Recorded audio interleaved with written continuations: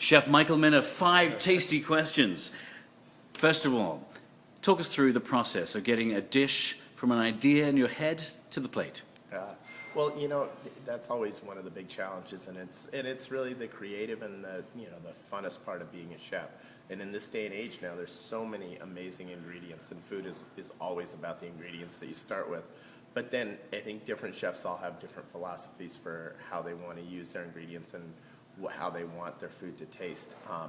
I really love bold flavored food. I love food with a lot of flavor that keeps your interest throughout the whole dish. And so I always start by taking how am I going to create a bold flavored dish that has great balance. And so I work on the acidity, the sweetness, the spice, and the richness, and the things that add those ingredients to a dish. So if the simplest thing, if you're doing a piece of fish with a butter sauce, so you've got the richness of the butter sauce, so you need the acid to balance it out, and you want to have a little bit of sweetness and spice to keep you interested throughout the whole dish.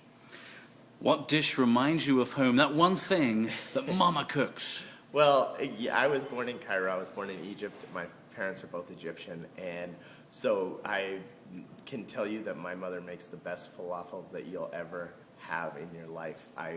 Every time before I book my plane ticket, I make sure that she has she makes them with fava beans, so I make sure she has the fava beans.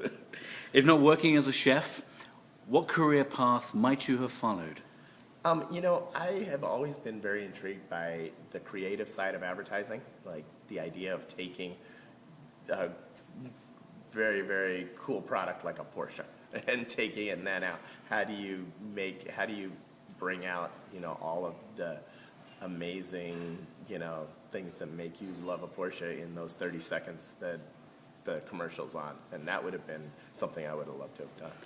What tickles your joy spot outside the kitchen, your biggest passion? Outside of the kitchen, outside of family, obviously, but I would say sports. I'm a sports fanatic. I follow sports. I love the classic American sports, from basketball to football to baseball, but love everything from fishing to car racing to motorcycle racing.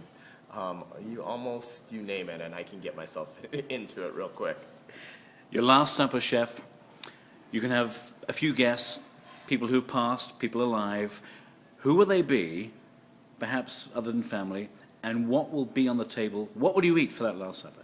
Well, I think that, again, if it's your last supper and it's outside of family, you're going to go with the things that you're very passionate about.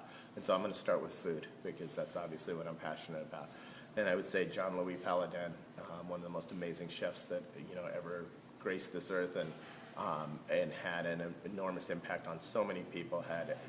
I spent some time with him, not as much as other people, but just his passion for food would come through in anything, and his passion for life. He was somebody that I would love to have a moment back with. Another person that, in this day and age, my biggest, Michael Jordan, because I know, everybody can relate to how great of an athlete Michael Jordan was, but, and I'm sure still is, but yeah, I would love to have dinner with him. And then music, I would say Elton John. Elton John, I think that decade after decade, he's just continued to make great music, but I love what is, the feeling that his music gives me. Have you cooked for him? I have not directly cooked for him. Unfortunately, he's eaten in my restaurants before, but I was not there.